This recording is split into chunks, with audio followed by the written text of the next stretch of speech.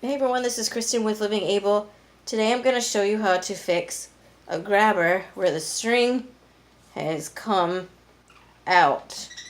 This is pretty common that it does, where it just breaks, it slips through the little hole that is on this side here. I'm going to show you. So you just simply take it, you're going to put it back through the hole, but that's not going, you know, it's if it came through once, it's going to come through again. So the trick here is for me to keep this on camera for one.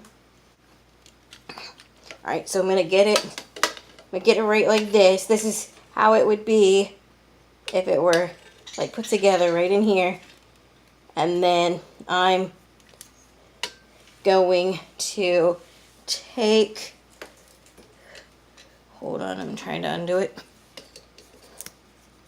I'm going to take some Gorilla Glue. I'm going to put it, you want to close this up, but put the Gorilla Glue just right where you want the little jaw piece to be. So put the Gorilla Glue around it.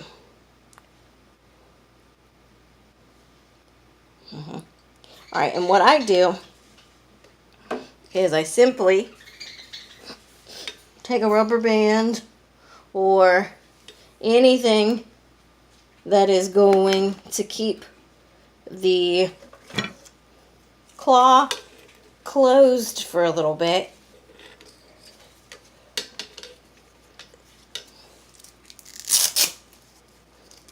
Trying to do this where I'm not on camera because this was just a spur of the moment decision to do this.